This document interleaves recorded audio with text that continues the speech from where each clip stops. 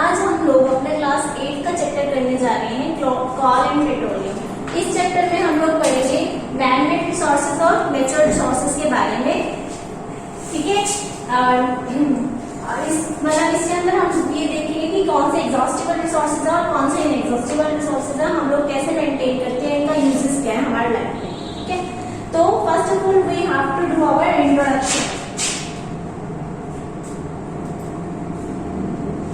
In introduction, we use various material for our basic needs। मतलब हम लोग क्या है, अपनी बेसिक नीड्स के लिए हमें बहुत सारे मटेरियल की जरूरत होती है। Some of them are found in nature and some have been made by human effort। कुछ तो हमें नेचर से मिलते हैं और कुछ क्या है ह्यूमन एफर्ट से हमें मिलते हैं। Since all these are obtained from nature, they are called natural resources। मतलब ये क्या है, हमें नेचर से मिले तो इसको हम क्या कहते हैं, natural resources. Now we do the classification of resources। Resources की क्लासिफिकेशन कैसे है, मतलब हाउ हम लोगों ने इसको क्लासिफाई किस बेस पे किया और कैसे किया। First of all, can air, water and soil exhausted by human activities. क्या जो एयर है, वाटर है और सॉइल है, ह्यूमन एक्टिविटीज से क्या वो बिल्कुल खत्म हो सकता है। You have already studied about water. Is water a limitless resources. क्या वाटर लिमिटलेस रिसोर्सेज है? नहीं, ऐसा नहीं कि हम लोग एयर, वाटर और सॉइल को खत्म कर सकते हैं। ये क्या है, इनएग्जॉस्टिबल रिसोर्सेज है, ठीक है। Next is classification.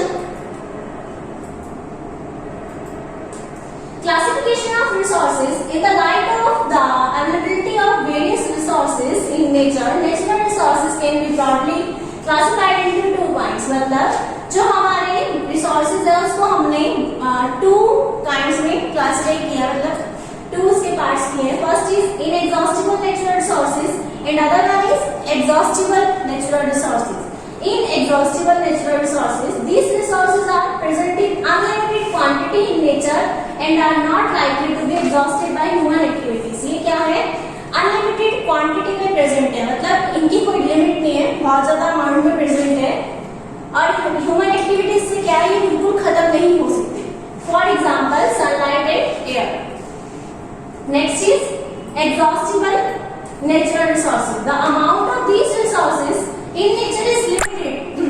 Exhaustible natural resources क्या है, इनका क्या है, अमाउंट लिमिटेड है नेचर के अंदर। They can be exhausted by human activities. ये क्या है, ह्यूमन एक्टिविटीज से एग्जॉस्टेड मतलब खत्म हो सकते हैं। For example forest, wildlife, minerals, coal, petroleum, natural gas etcetera. ये क्या है, एग्जॉस्टिबल नेचुरल रिसोर्सेज। हम अपने चैप्टर में एग्जॉस्टिबल नेचुरल रिसोर्सेज के बारे में मेन पढ़ेंगे, कोल एंड पेट्रोलियम। और जो कोल एंड पेट्रोलियम किसमें आ रहा है, exhaustible natural resources. Next is first we study about the coal। You may have seen coal or heard about it। मतलब हम लोगों ने coal को देखा भी है और हमने इसके बारे में बहुत सुना भी। It is as hard as stone। मतलब ये stone की तरह hard होता है और black in color। Coal is one of the fuel used to cook food। Earlier it was used in railway engine to produce steam to run। मतलब क्या है, coal को as a fuel यूज किया जाता है फूड बनाने, मतलब cooking of food. पहले क्या किया जाता था, इसको रेलवे इंजन में यूज किया जाता था टू रन रेलवे। मतलब इंजन को चलाने के लिए इसको रेलवे इंजन में यूज किया जाता था। It is also used in thermal power plant to produce electricity. इसको क्या है, थर्मल पावर प्लांट में भी एज अ फ्यूल यूज किया जाता था for generation of electricity, electricity generate करने के लिए। Coal is also used as a fuel in various industries. Coal को मतलब बहुत सारे इंडस्ट्रीज में एज अ फ्यूल यूज किया जाता है। Next is story of coal. मतलब कोल बनता कैसे है, आया कहां से। About 300 million ago the earth has dense forest. मतलब 300 मिलियन ईयर्स पहले ऐसा देखा गया था, जो अर्थ है उसके पास क्या है, डेंस फॉरेस्ट। डेंस मींस पूरा भरा हुआ फॉरेस्ट था in low line wetland area. Wetland area होता है जहां पे नमी हो, गीला गीला area. Due to natural processes like flooding, these forest got buried under the soil. मतलब क्या हुआ, नेचुरल प्रोसेसेस जैसे कि फ्लडिंग। फ्लडिंग मतलब बाढ़ आई, बाढ़ आने से क्या हुआ, जो फॉरेस्ट थे वो सॉइल के अंदर ब्यूरिड मतलब दब गए। As well as soil deposited over them. जैसे ऊपर सॉइल की लेयर्स बनती गई, they were compressed. Compress means वो क्या हुए, दबते गए। The temperature also was as they sent deeper. क्या हुआ, टेम्परेचर बढ़ता, जैसे जैसे वो नीचे गए टेम्परेचर क्या हुआ, बढ़ता गया। अंडर हाई प्रेशर, अब हम उनके ऊपर क्या था, प्रेशर आ रहा था ऊपर से सॉइल का, तो क्या हुआ, under high pressure and high temperature that plants got slowly converted to coal. अब प्रेशर हुआ, हाई टेम्परेचर हो गया, कंप्रेशन की वजह से जो प्लांट्स थे वो किसमें कन्वर्ट हो गए, कॉइल के अंदर। As coal contain mainly carbon, the slow process of conversion of dead vegetation into coal is called as carbonization. हम लोगों को पता है जो कॉल है उसके अंदर क्या होता है, मेनली कार्बन प्रेजेंट होता है। द प्रोसेस, तो ये जो प्रोसेस होती है कॉल के बनने की, इसमें क्या होता है, जो वेजिटेशन है, वेजिटेशन मतलब जो हमारे फॉरेस्ट थे वो क्या आ रहा था, उनके ऊपर सॉइल की लेयर्स बनती जा रही थी, उस वजह से क्या हुआ, जो वेजिटेशन है, ग्रीन प्लांट्स है, वो गिरड हुए और वो किसमें कन्वर्ट हो गए, कॉल में। तो इस प्रोसेस को हम क्या कहते हैं, carbonisation. Since it was form from the remain of the vegetation, तो हमको पता चला जो कॉल है वो कैसे बने, remains of the vegetation. Remains of the vegetation means जो प्लांट्स की डेड डिकेइंग बच जाता है वो क्या होता है, अर्थ के अंदर ब्यूरिड, मतलब क्या होता है, वो उसके अंदर अर्थ के अंदर ब्यूरिड होंगे और फिर उसके ऊपर और सॉइल की लेयर्स बनेगी। तो उसका जो ऊपर सॉइल की लेयर बनती है तो क्या होता है, टेम्परेचर और प्रेशर क्या होता है, हाई होता है, उसकी वजह से क्या होगा, वो और बिल्ड होते जाती है और अंडर मतलब एक लेयर ऐसी आती है कि वहां पर वो क्या बन जाएगा, कॉल बन जाएगा। और जो कॉल है इसको हम एज अ फ्यूल यूज करते हैं। अब ये क्या है, किसी की डेड डिकेइंग से, मतलब प्लांट की और एनिमल प्लांट की डेड डिकेइंग से बन रहा है, तो ये क्या होगा, एक फॉसिल फ्यूल। ठीक है, next is when heated in air coal burns and produces mainly carbon dioxide। हम लोग क्या करते हैं, अब coal को बर्न करते हैं, हम लोगों को पता है हम coal को एज अ फ्यूल यूज कर रहे हैं। अब क्या करेंगे, इसे हम बर्न करते हैं एयर के अंदर, तो क्या होगा, coal बर्न करता है, बर्न करने के बाद ही कार्बन डाइऑक्साइड प्रोड्यूस करता है। अब वो कार्बन डाइऑक्साइड एयर में क्या करती है, पॉल्यूशन करती है। coal is processed in industry to get some useful products such as coal, coal tar and coal gas। अब जो कॉल है उसको इंडस्ट्रीज में प्रोसेस्ड, मतलब हम लोगों को कॉल तो मिल गया अर्थ में से, अब इस कॉल को हम लोग इंडस्ट्रीज में लेके जाते हैं ताकि जो इसके प्रोडक्ट बनाने के लिए इनकी क्या होती है, कॉल की प्रोसेसिंग होगी। प्रोसेसिंग के बाद क्या होता है, इनके प्रोडक्ट्स बनते हैं, जैसे कॉक, कॉल तार एंड कॉल गैस। कॉल तार तो कॉमनली रॉड्स बनाने के लिए यूज किया जाता है। अब हम इनको तीनों को डीप में स्टडी करेंगे।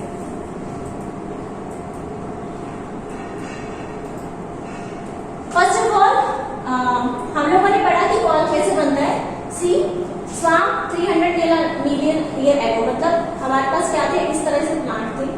तो क्या हुआ, ये प्लांट्स जो है डेड होने के बाद ये क्या हुए, अर्थ में जाके बिल्ड हुए, प्लांट्स के साथ कुछ एनिमल्स हुए।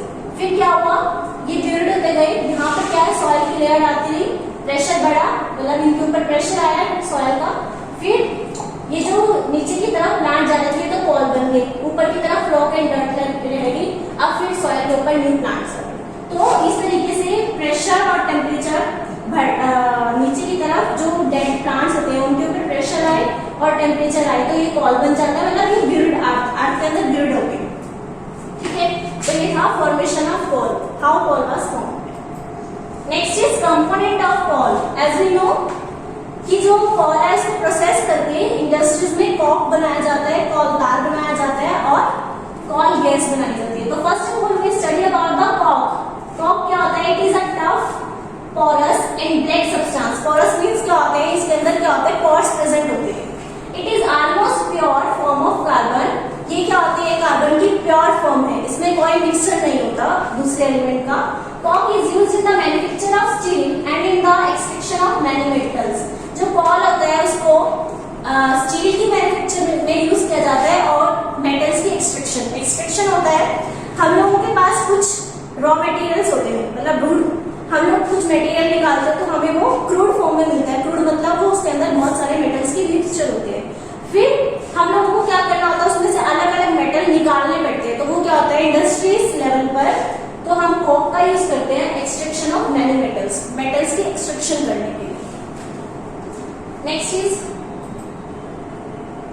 कॉल तार। This is the second component of call.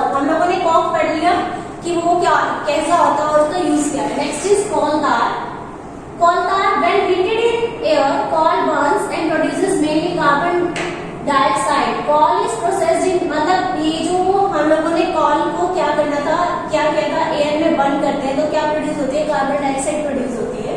जो कॉल होती है उसको हम लोग इंडस्ट्रीज में प्रोसेस करके यूजफुल प्रोडक्ट बनाते हैं, जैसे कि कॉक, कॉल तार और coal gas. About 200 substance product obtained from coal tar are used as, मतलब जो हमें कॉल तार से प्रोडक्ट यूज मिलते, मतलब प्रोडक्ट मिलते हैं वो हमें कैसे, हम उसको कैसे यूज करते हैं, starting material for manufacturing various substance use in everyday life. मतलब हम लोग इसका यूज करते हैं हमारे जो एवरीडे लाइफ में कुछ सब्सटेंस हमारे जो यूजफुल है उनके लिए हम लोग यूज करते हैं। अब जो कॉल तार है उसका रोड्स बनाने में भी यूज करते हैं, ठीक है। In industry it was used for making like synthetic dyes, इसका किसमें यूज करते हैं, सिंथेटिक डाई बनाने के लिए, एक्सप्लोसिव बनाने के लिए, perfumes, plastics, paints, photographic material, roofing material, naphthalene balls. Naphthalene balls क्या होती है जो हम लोग घर में यूज करते हैं, उसकी नेपथलीन बॉल्स होती है ना, फिनाइल की गोलियां जिसे कहते हैं, ठीक है। रिपेल बॉल्स, और जो नेपथलीन की बॉल्स है हम लोग किसमें यूज करते हैं कि जो हमारे घर में कोई मॉथ वगैरह, मतलब रिपेल होता है उसके अगेंस्ट काम करे, इंसेक्ट्स के अगेंस्ट काम करे। और ये सब हमें कहां से मिलता है, कॉल तार से। This day butane in a petroleum product is used. अब क्या है, कॉल तार का थोड़ा कम यूज करते हैं। एक प्रोडक्ट होता है जो हमें पेट्रोलियम से मिलता है जिसका नेम है ब्यूटेनिन, उसको हम लोग रोड्स बनाने में यूज करते हैं इन प्लेस ऑफ कॉल तार, ठीक है। नेक्स्ट चीज कॉल गैस।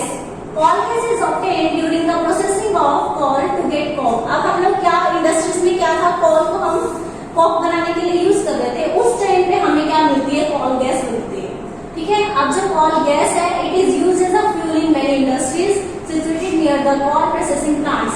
और जो ये कॉल गैस है इसको हम लोग fuel as a fuel use करते हैं बहुत सारी इंडस्ट्रीज में। दिस डे ब्यूटेनिन, फिर वही बात है कि जो आप क्या है, कॉल तार का हम लोग कम यूज कर रहे हैं, ब्यूटेनिन एक प्रोडक्ट है जो हमें पेट्रोलियम से मिलता है, उसको हम लोग कॉल के प्लेस पे यूज करते हैं। For example for metalling the rods, coal gas was used for street lighting. Coal gas को स्ट्रीट लाइटिंग, मतलब जो रोड्स पे जो लाइट्स होती है उनके लिए यूज किया जाता था in London in 1810 and in New York around 1820। Nowadays आजकल क्या है, it is used as a source of heat rather than light. Light के बजाय हम लोग इसको as a source of heat use करते हैं। Next is petroleum. हम लोगों ने दो, हमारे चैप्टर का नेम क्या था, कॉल एंड पेट्रोलियम। हमने अभी पूरा स्टडी कर लिया कॉल के बारे में। अब हम लोग देखते हैं petroleum. Do not add, petroleum is used as a fuel in light automobile such as motorcycle, scooters and car. हम लोगों को पता है हम लोग क्या करते हैं, फ्यूल का पेट्रोल का यूज करते हैं as a fuel in motorcycle, scooters and cars, मतलब हमारे व्हीकल्स को रन करने के लिए। Heavy motor vehicle like truck and tractors run on diesel. अब जो हैवी व्हीकल्स होते हैं वो डीजल की बेस पर रन करते हैं। Petrol and diesel are obtained from natural resources. जो पेट्रोल और डीजल है ये हमें दोनों कहाँ से मिलते हैं, पेट्रोलियम से मिलते हैं। अब क्या हमें पता है कि ये कैसे बनते हैं, petroleum was form from organism living in the sea. Petroleum कैसे बनते हैं, जो सी के अंदर एनिमल्स रहते हैं, एक्वाटिक प्लांट्स और एनिमल्स रहते हैं, उनके पीरियड से हमें पेट्रोलियम मिलता है। अब जो कॉल था वो कैसे मिल रहा था, जो फॉरेस्ट डेड डिके हो जाते हैं और जो सॉइल के अंदर, वेटलैंड एरिया के अंदर जो सॉइल बिल्ड होती जाती है, मतलब उन डेड डिकेइंग प्लांट्स के ऊपर, तो वहां से तो हमें कॉल मिलता है। और जो पेट्रोलियम है हमें सी में से मिलता है। एज दिस, जैसे जो एक्वेटिक एनिमल्स होते हैं, एक्वेटिक प्लांट्स एंड एनिमल होते हैं, जब उनकी डेथ हो जाती है वो क्या होते हैं, लो लाइंग एरिया में चले जाएंगे, मतलब जो सी के नीचे वाली सॉइल होती है, ठीक है, वहां चले जाएंगे।